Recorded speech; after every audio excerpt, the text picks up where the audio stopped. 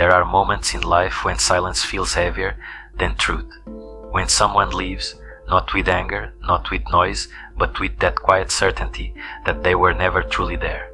And in that emptiness, we meet something far older than heartbreak. We meet ourselves. Carl Jung once wrote that the greatest tragedy of the human soul is not the loss of others, but the loss of our own shadow. The parts of us we buried so deeply that we no longer recognize them when they rise again, disguised as disappointment, betrayal, or abandonment. You see, people don't really abandon us. They reveal us. They uncover the corners of our being we thought we had mastered. The need to be wanted, the fear of rejection, the illusion that love could save us from ourselves. When they walk away, they pull back the curtain. And behind it, we find a trembling truth. We never lost them. We lost an image of who we thought we were with them. In Jung's world, the shadow is not evil. It is the hidden child of our soul. It waits in the darkness, watching, silent. Every time we say, I don't care, when we do. Every time we pretend to be strong, when we're breaking inside. Every time we say, I'm over it, while still bleeding quietly in memory. The shadow hears. And one day, when the illusion collapses, when someone's absence burns louder than their presence, the shadow steps forward. It whispers, now you see me. The pain of being left is rarely about the other person. It's the pain of meeting the version of ourselves we had hidden beneath their love. That soft, unguarded, hopeful creature we called home. And now, without them, we are forced to face that we never truly knew who we were when the lights went out. But this is not tragedy. This is the invitation. The moment the soul begins to awaken, to realize that the people who leave are not enemies of our peace, they are mirrors of our becoming. Because what leaves your life only reveals what was never truly yours, and what remains, even after the storm, is the beginning of something unbreakable, the beginning of you. Most of us are taught early to run from our darkness. We are told to smile through it, to replace grief with gratitude, to plaster over the cracks of our soul with affirmations and noise. We scroll, we consume, we distract, anything to avoid the mirror, because the mirror doesn't lie, and it doesn't care about the story we tell the world. Inside that reflection, the truth waits like still water. Every wound we refuse to feel ripples beneath the surface. Old betrayals, forgotten words, moments of shame. We think time buries them, but time only teaches them patience. And when life becomes quiet enough, they rise again. Repression is a clever kind of death. It doesn't kill the pain, it buries it alive. And the buried self always finds a way back. It speaks through anxiety, exhaustion, and the hollow smiles we wear when someone asks, "Are you okay?" We nod. We always nod, because to admit the storm is to risk drowning in it. Carl Jung called this the false light, that fragile persona we build to be loved, accepted, and safe. It's the self that says yes when the heart says no, the self that apologizes for existing, the self that performs kindness, not from abundance, but from fear of being left behind. And so, the world sees our surface, calm, capable, composed. But beneath it, a quiet desperation grows. We hide our loneliness behind productivity. We disguise our resentment as reason.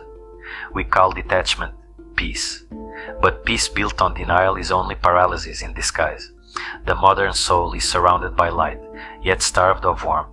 We chase external validation the way a moth chases a flame, burning our wings for a moment of belonging. And each time we are left behind, the wound deepens, not because of their absence, but because it confirms the story we tell ourselves. I was never enough. But Jung would tell you, that voice isn't the truth, it's the shadow, crying for recognition.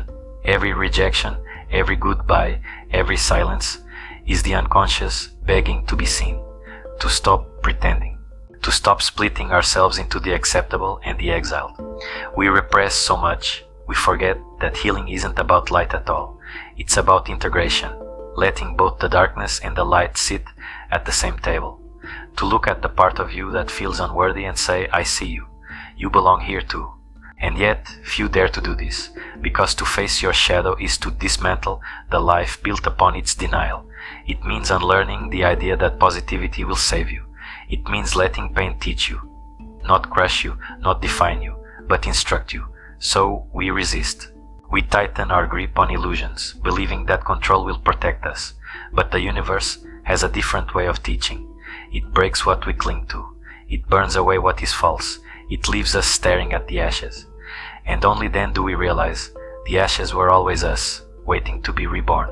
And when that realization begins to stir, when the denial starts to crack, something profound happens. The pain stops being an enemy. It becomes a message that says, what you've lost is not love. It's the mask you wore to earn it. There comes a night when silence no longer feels empty. It feels honest. A moment when you realize that no one truly abandons you.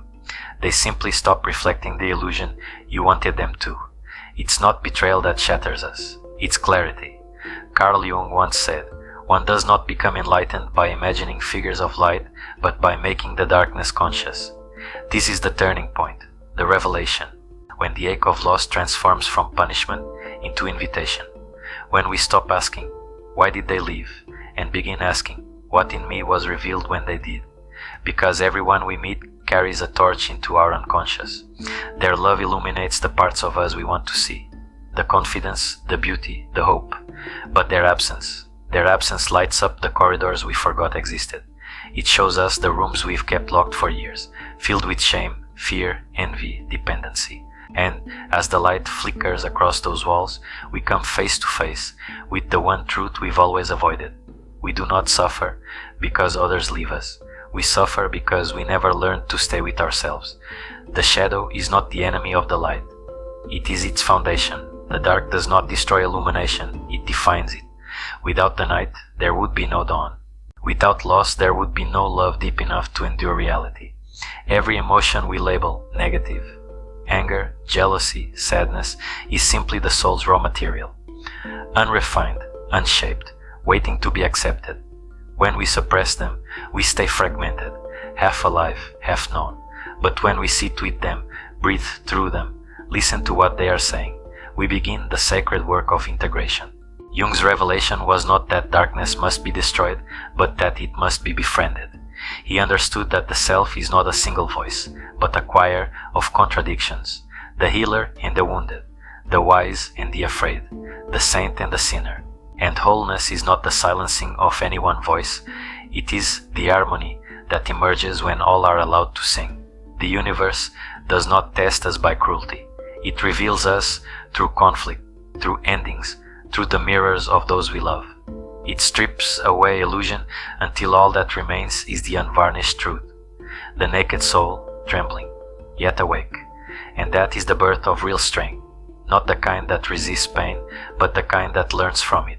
When someone walks away and you feel the cold silence in their wake, it's not the end of love, it's the unveiling of the deeper kind. The love that remains when every attachment dissolves. The love that does not depend on being seen, validated, or chosen. The love that comes from the source, from within. You begin to understand that people do not betray you, they unmask themselves. And in doing so, they reveal the exact frequency of your lesson. The lesson of boundaries, the lesson of self-worth, the lesson of letting go without hatred. This is the paradox of consciousness. The moment you stop chasing others to fill your emptiness is the moment you realize there was never an emptiness, only a silence waiting to be honored. The shadow, once feared, becomes your compass. It guides you toward the places where love is still immature, where compassion is still conditional, where forgiveness has not yet been practiced. It shows you how to become real, not perfect, not untouchable, but whole. And in that wholeness, the world changes. You no longer see people as villains or saviors. You see them as reflections, mirrors that come and go, each revealing another layer of who you are. You stop asking, why did they do this to me? And start whispering, thank you for showing me what I still needed to see. That is the revelation Jung offered humanity.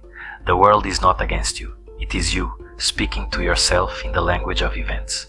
And every heartbreak, every silence, every ending is not an exile from love. It is a return to it. The light does not destroy the shadow. It walks beside it, and together they become truth. Once you have seen your shadow, you cannot unsee it. It lingers quietly at the edge of every choice, every reaction, every moment of stillness. It waits not to haunt you, but to be heard. And the way forward is not through suppression, but through conversation. Transformation begins not with power, but with humility, the courage to admit, I don't know myself as well as I thought I did. That single admission is the doorway to wisdom. Carl Jung believed that integration was the true path to maturity. Not perfection, not enlightenment, but integration. To make peace with what we have exiled, to walk back into the forest of the unconscious and bring home the forgotten pieces of our soul. And so, the real work of transformation begins quietly, in the moments when you pause before reacting, when you catch yourself about to repeat an old pattern, chasing validation, withdrawing in fear, seeking control, and you breathe instead. That breath is evolution, because in that single breath, consciousness interrupts the unconscious. Awareness enters where habit used to live. You start to see that the people who triggered your wounds were not your enemies. They were your teachers.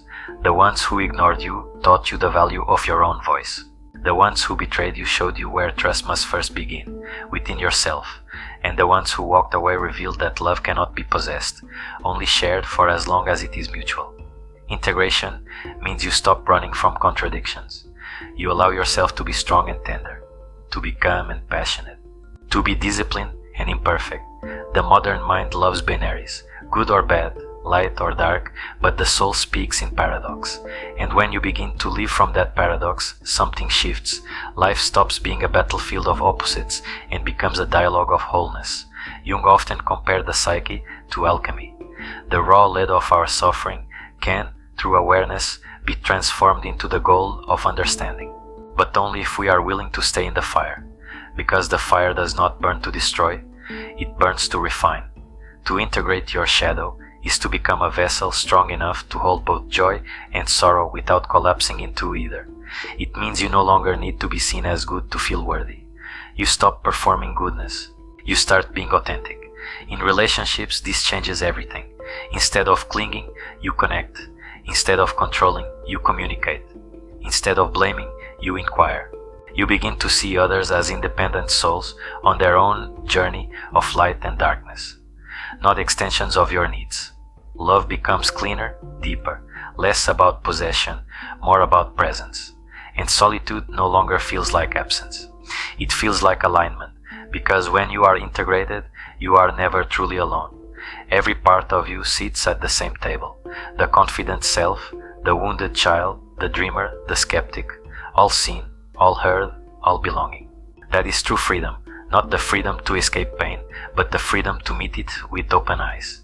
Marcus Aurelius once wrote, "You have power over your mind, not outside events. Realize this, and you will find strength." Jung would have agreed, for when you master your inner landscape, the outer world loses its tyranny. And perhaps that is what every heartbreak was preparing you for. Not the perfection of love, but the perfection of awareness. To stand in the ruins of your illusions unafraid. To see clearly, not bitterly. To walk forward, not away. Because transformation is not becoming someone new. It's remembering who you were before the world taught you to hide. There comes a quiet after the storm. Not the silence of emptiness, but of arrival. The kind of silence that follows understanding, where grief no longer claws at the heart, and the past no longer echoes with accusation. Only a soft awareness remains, that everything unfolded exactly as it needed to. People don't abandon you. They reveal themselves, and in that revelation, they reveal you. Every departure, every ending, every unreturned call. They all conspire to bring you to this stillness, to strip away everything that was never yours to keep. To show you that the only relationship that truly endures is the one you have with your own soul. Carl Jung wrote, "Until you make the unconscious conscious, it will direct your life, and you will call it fate. But once you've seen it, once you've touched that hidden architecture within, you can never go back to living unconsciously. You realize that what you once called fate was simply your unhealed self repeating its story, waiting to be understood. The moment you accept that truth, peace begins to seep in like dawn through cracked shutters. Slow, gentle, unstoppable. Not because life is suddenly easy, but because you no longer fight its rhythm. You see that everything, even heartbreak, serves the evolution of consciousness. The people who once hurt you become sacred messengers. The pain becomes scripture, the silence becomes prayer, and as you breathe in this understanding, something subtle awakens inside you. Not triumph, not victory, but a calm belonging, a recognition that the shadow was never the enemy, it was your forgotten ally, the keeper of your authenticity, the guardian of your wholeness. Integration is not loud, it doesn't shout or demand recognition, it hums softly, beneath your ribs as you move through the world with new eyes, eyes that no longer seek to possess, but to perceive. You no longer ask life to be fair, you ask it to be true. And when you meet others now, in love, in loss, in passing, you no longer cling. You simply say, may we both see ourselves clearly through this. That is compassion, that is maturity, that is freedom. Because in the end, what remains after all the revelations, all the pain, all the awakenings, is a quiet understanding that feels like home. You were never abandoned. You were being shown the way back to yourself, and that is the light that never leaves.